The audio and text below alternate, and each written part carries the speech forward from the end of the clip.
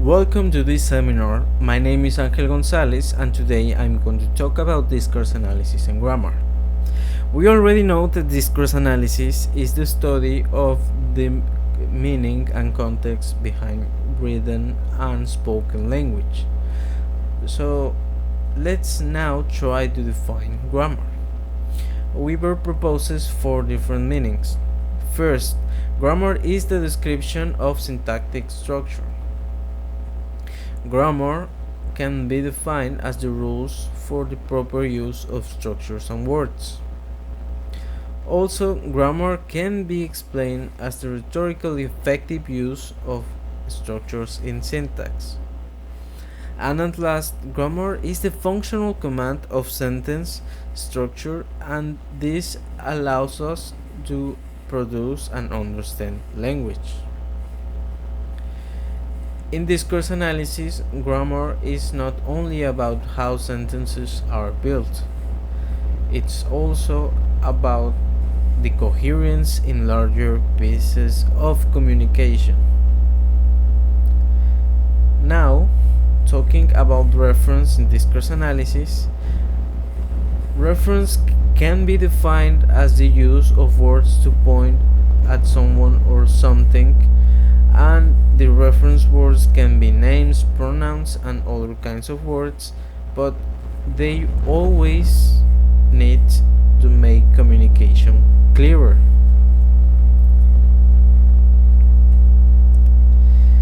Now, talking about classification of reference, in English, this reference can be demonstratives, articles, and other items. The anaphoric reference refers the words or phrases that are already mentioned before. The cataphoric reference anticipates two upcoming words or phrases. And the exophoric reference try to point to knowledge or context that is not mentioned in discourse. Now let's see some examples. The sentence says, John loves reading books. He often loses himself in a good novel. In this case, the word he refers to the subject John. So, John was already mentioned before the use of he, so this could be considered as an anaphoric reference.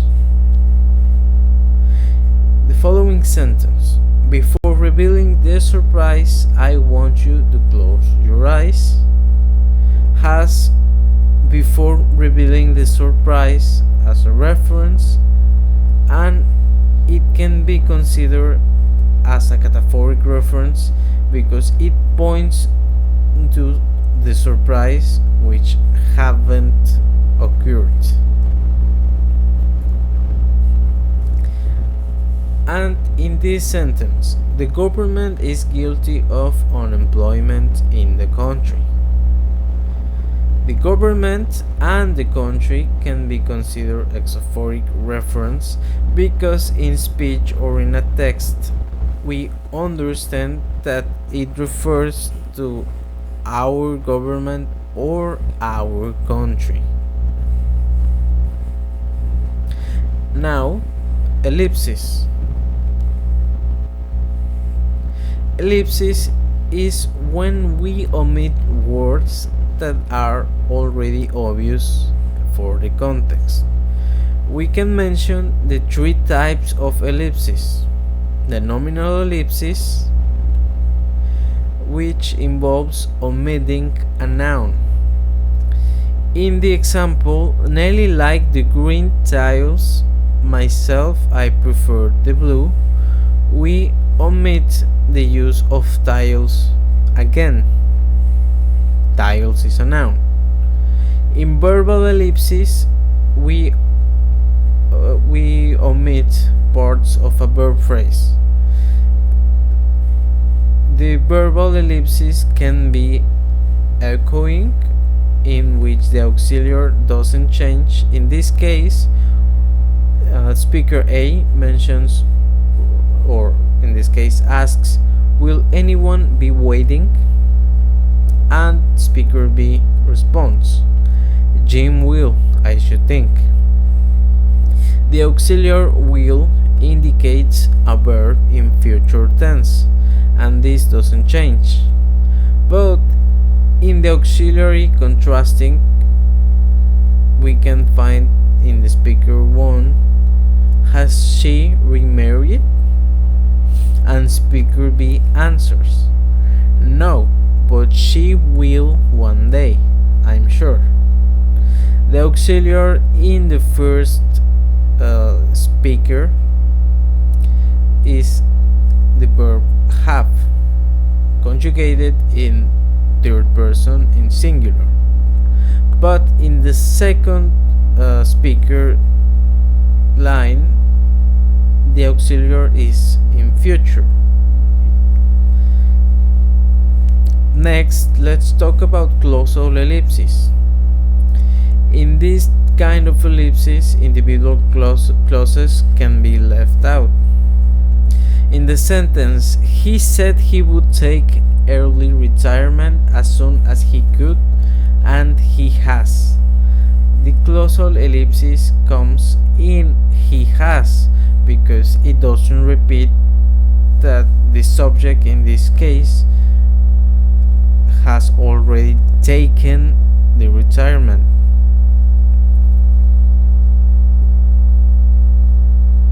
Now let's talk about substitution.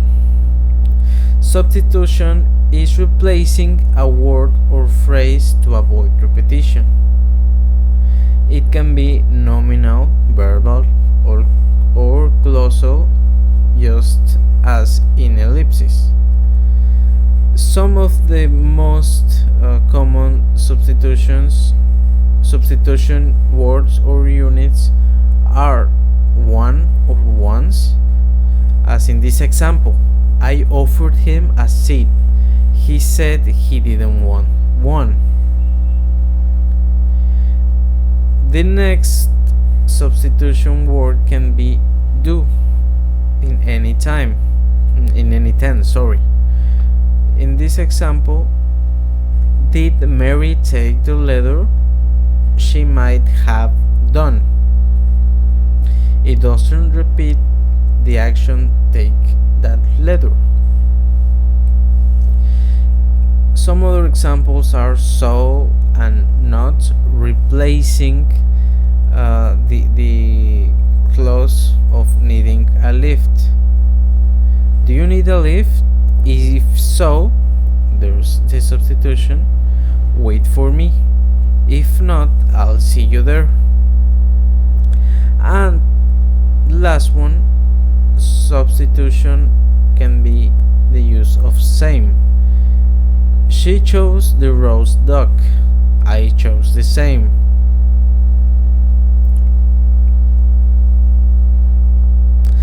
Now let's talk about conjunctions. Conjunctions are indicators of connections between clauses, and they reveal the relationships between the first one and the following one. Now, in this sentence, "He was insensitive to the group's needs.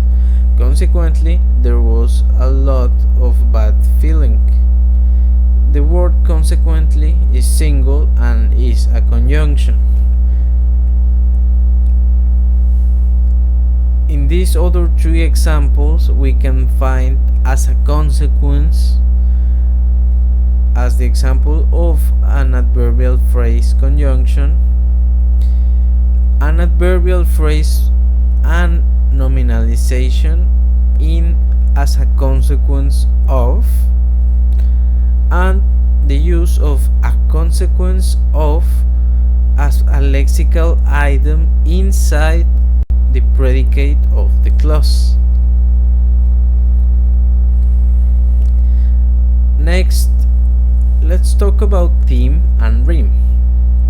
First, theme is the topic we're writing or speaking about. This information is already introduced to the receptor. Let's see the example. The M1 goes from London to Leeds. The theme is the M1. The rhyme is what we are saying about the topic, or in this case, the rhyme is the information we're trying the receptor to understand. In the same sentence, the rhyme would be goes from London to Leeds.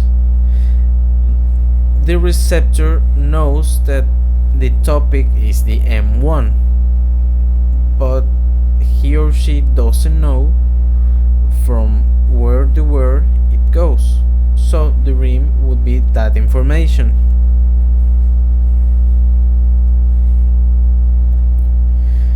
We can find some of the progressions in we can analyze some of them. I'm going to mention them quickly because they are a little bit complex.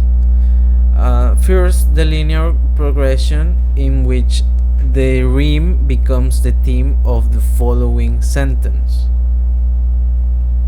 Next, the same theme is repeated in the second sentence.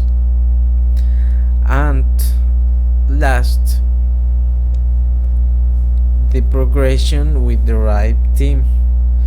Some other themes are derived from the superordinate item. In this case, let's analyze the example. 3 main groups were selected to take part in the contest. Group 1 consisted of former Olympic champions. Group 2 consisted of persons with no records in Olympic contests but famous for their participation in illegal contests. And Group 3 consisted of professional trainers. The team are the 3 main groups. The rhyme is the part of the sentence which says were selected to take part in the contest. Derived from the theme, we have information about the classification of the groups, in this case group 1, group 2 and group 3, and the rhyme for these derivations would be the extra information about each group. Team 1 would be Group 1, and Rhyme 1 consisted of former Olympic champions. Group 2 would be the team number 2, and the rhyme would be consisted of persons with no records in Olympic contests, both famous for their participation in illegal contests. And the third derivation theme would be Group 3, and the third derivation rhyme would be consisted of professional trainers. Now let's talk about tense. Tense is the grammatical system that indicates in which part of time the action takes place. Let's put this in a timeline.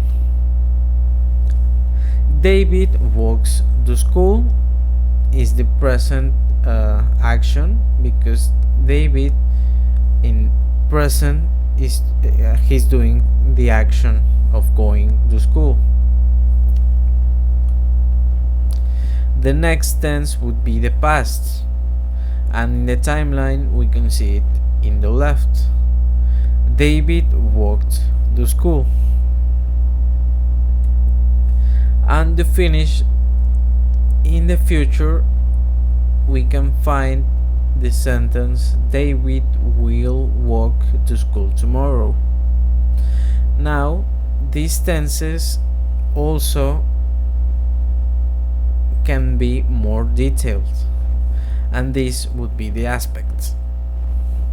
The aspect is the linguistic system that provides more information about the speaker situation and the perspective on the action.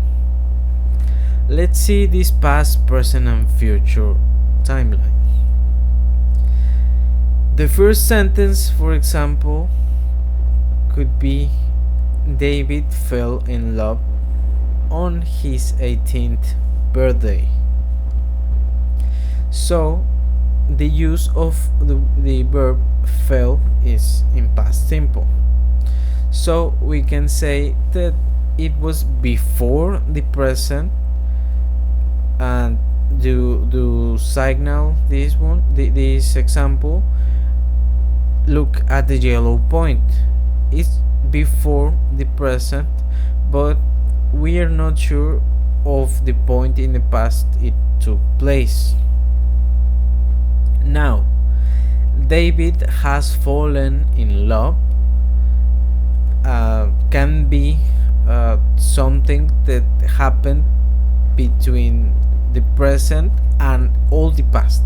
We don't have more information, but we know that this action or this situation has happened before, but we don't know if it has already finished. And now David is falling in love. In this case, we can consider that the action happens between the present and the future, and we are sure that it has not finished. So this would be it for this seminar. I hope you had understood the concepts and some of the examples, and you can find more information in these resources. So thank you for watching the video.